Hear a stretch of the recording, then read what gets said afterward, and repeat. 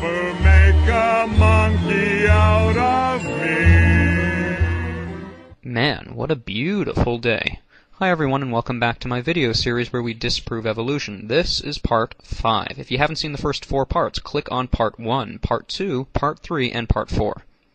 And while you decide what you want to do, I'm just going to go ahead and look at the pretty blue sky.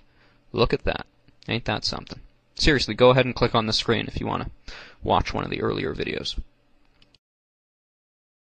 Welcome back. Alright, before we begin, I want to give you a few more links to geological evidence of the flood. I can't really present to you everything I want to in a 10-minute video, so at the bottom of your screen there, you'll see a bunch of annotations, and if you don't see them, that means you're not actually on my original profile page. Many people like to copy my videos, but when they do that, they don't get the annotations. So, if you want to search for my original profile page, VenomFangX, make sure the spelling is correct, you'll get the video with the annotations.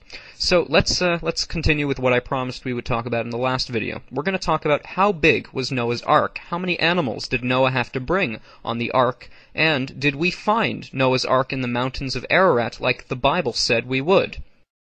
Yes, we did. The Bible says that the Ark would rest in the mountains of Ararat in the outskirts of Turkey.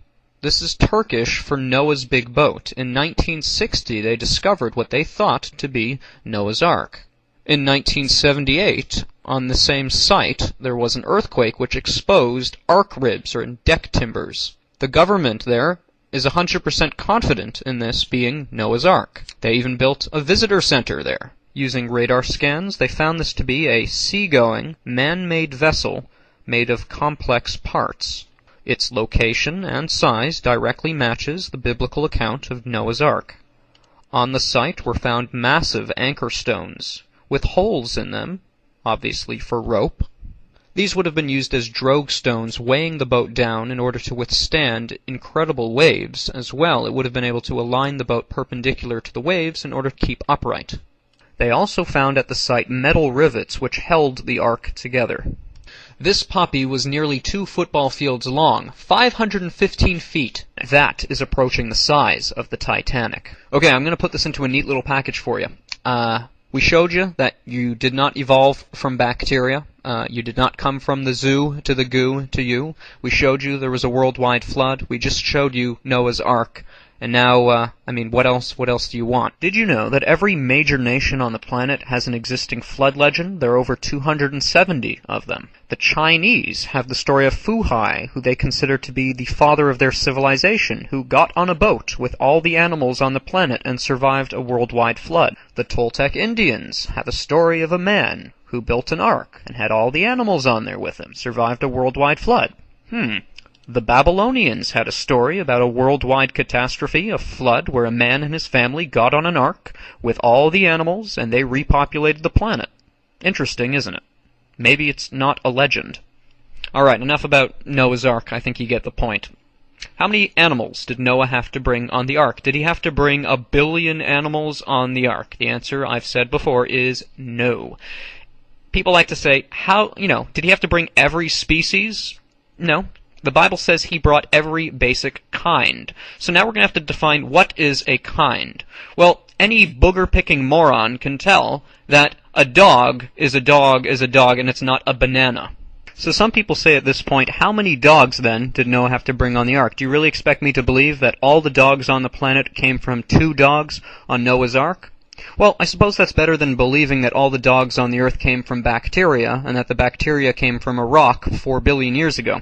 And no, Noah didn't have to bring 2 dogs, because I said Noah had to bring 2 of every kind. Now, what if there's more than 1 kind of dog? That would explain why we have so many varieties of dog today. So let's first define what a kind is, because I said that Noah, and the Bible says that Noah had to bring 2 of every kind. So, what exactly is a kind? The easiest way to define a kind is anything that does not share a common ancestor with something else. That means, within distinct families, like birds or dogs in this case, there can actually be different kinds of dogs within the overall umbrella of dogs. That is to say, God created originally a few different kinds of dogs. Now here we see a mock-up chart that the evolutionists have made that say all the dogs on the planet are related. Now I don't believe this to be true. In order for this to be true, all the dogs on the planet would have to share a common ancestor, and that dog would have to come from some kind of monkey fish frog. But on a more serious note, I don't believe that the dogs we see today all share a common ancestor, or rather, the original kinds did not. So allow me to make my point. In this chart, we can see that the dogs actually don't share a common ancestor, not all of them. And there was about 4 kinds of dogs on Noah's Ark. Now, there might have been more. Hey, there might have been less. I don't know. However, I do hold that Noah's Ark existed, that Noah brought dogs on his ark, and that all the dogs we see are from dogs that were on Noah's Ark. So the only other question is, the evolutionist looks at this and says, well, isn't that evolution? Aren't these dogs who are making all these different varieties of dogs, isn't that evolution? Only if you don't know how to use your brain. Crossbreeding. If you take one type of dog and you give it to another type of dog, you're going to come up with a whole bunch of crazy varieties. On top of that, God gave the ability to life in order to adapt. What that means is, that doesn't mean it's going to grow a new limb out of its forehead or something. It just means that a dog was created with fur, and God allows the dog, in order to survive in a whole bunch of different situations, it has the ability, through successful generations, in order to grow thicker or thinner fur, maybe bigger paws with slightly bigger claws, or, we talked about this with Darwin's finches. So, adaptation is not evolution. Crossbreeding is certainly not evolution. I was speaking with an evolutionist who said this: I have evidence for evolution. So I said, okay. And he said, I have a bacteria that is resistant to antibiotics. So I said to him, okay, so what did it start as? He said, a bacteria. I said, what did it end as? Bacteria. So I asked him this: is it possible that God designed bacteria and all life with the ability to adapt within limitations without ever changing its basic kind? And he never gave me an answer. You see, the evolutionists look at these small variations and they say, well, over billions of years, that'll eventually turn into something else. Now, have they ever observed that happening? They say, no, it'll take 1,000,000 years to observe it. So they're admitting they've never observed that happening. Now, science is defined by things we can test, repeat, and observe. So for them to say these small little variations, which totally fit with the creation model that God designed life with the ability to adapt, how can you possibly say this is evolution? You have to be an idiot. It started as a dog. It ended as a dog. It started as a fish. It ended as a fish. It started as a human. It ended as you guessed it, a human. Alright, let's lay down a few facts here. They've never seen evolution happen, which is why they say it takes billions of years. You say, show me evolution, they say, can't. It'll take me a few million years. Well, that's convenient. I could say that my boxers are going to turn into briefs over billions of years. But you're going to have to wait. You can always tell when something's a fairy tale when people say, long ago and far away, this happened. That's not science, my friends. We've never seen evolution, and by them saying that it takes that long to happen, that you can't show any contemporary examples, even though everything should be in a constant state of evolution. There is not one animal or plant on this entire planet that exhibits any additional complexity or additional traits than its provable ancestors. And I say provable because people now say, well, what about the fossil record? Yeah, what about the fossil record? Has it ever occurred to you that God is a very clever designer and he can reuse and alter designs? If you find something in the fossil record that looks like a cross between a dinosaur and a bird, you can only make one of two conclusions. Either this thing shares a common ancestor with both a bird and a dinosaur, or God reused one of his designs. Now, this would make sense because we see many different animals have eyeballs. This is a common design. Does that necessarily mean we share a common ancestor just because we have a similar design? Absolutely not.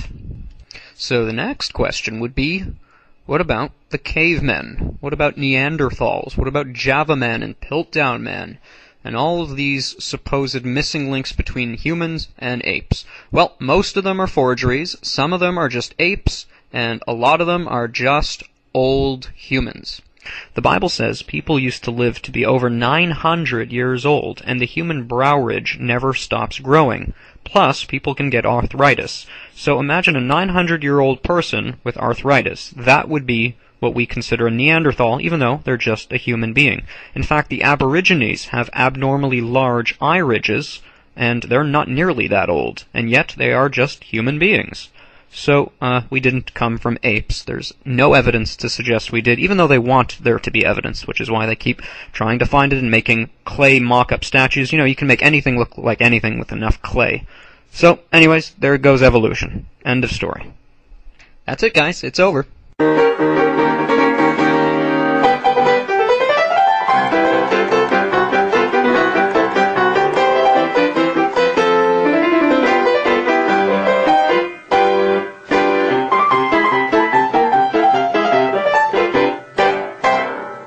That's it, guys. God bless. If you want to get saved, click that link right there. Otherwise, check out my website, and I'll see you later. Thanks for watching. It started as a human. It ended as a, you guessed it, a human.